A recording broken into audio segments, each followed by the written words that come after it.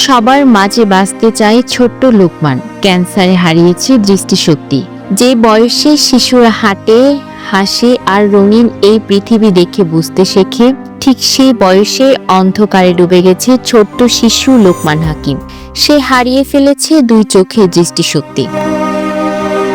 2.5 বছর আগে কক্সবাজার শহরের বৈদ্যখুনার আশরাফুদ্দিন হায়দার ও রুনা আক্তারের ঘর আলোকিত করে জন্ম নিয়েছিল লোকমান। তাকে দেখে স্বাভাবিক মনে হলেও সে অন্য 10 জন শিশুর মতো দেখতে পায় না। রেটিনা ব্লাস্টোমা নামে টিউমার ক্যান্সারে পরিণত হয়ে 1 বছরের ব্যবধানে কেড়ে নিয়েছে দুই চোখের দৃষ্টিশক্তি। লোকমানের কোমল শরীরে কখন যে ক্যান্সার বাসা বেঁধেছে তা বুঝতেই পারেনি পরিবার। সন্তানের এই করুণ দশা কোনোভাবে মেনে নিতে পারছেন না অসহায় গৃহিণী মা রুনা আক্তার। তোর যে অসুখ হচ্ছে এটা আমাদেরকে বুঝতে দেয় নাই।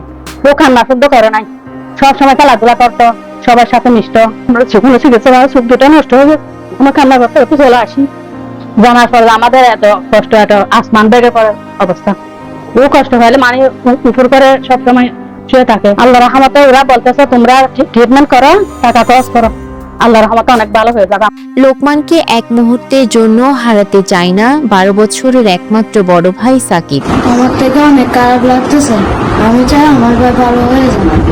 আমার ভাই ভালো হলে আমার ভাইয়ের সাথে যেতে পারবো। ফুফুর বুক ভেঙে যাচ্ছে আদরের ভাইপোর এমন দৃশ্য দেখে।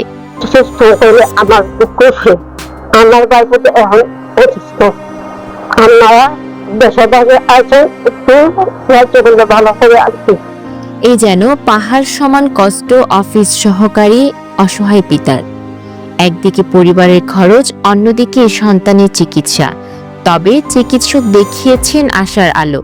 বাবার আকুতি, 1 কাপ চায়ের টাকায় হয়তো বেঁচে যাবে তার সন্তান। ছেলের ট্রিটমেন্ট চলাকালীন পর্যন্ত আমার অনেক টাকা খরচা হয়ে গেছে। সেটা আমিও মানুষের দ্বারে গিয়ে টাকা সাহায্য চেয়েছিলাম। ডাক্তার বলছে আপনারা ভালো মতো ট্রিটমেন্ট করেন, এই ঠিক সময়ে বাচ্চা ট্রিটমেন্ট নেন, টাকা পয়সা খরচা হবে।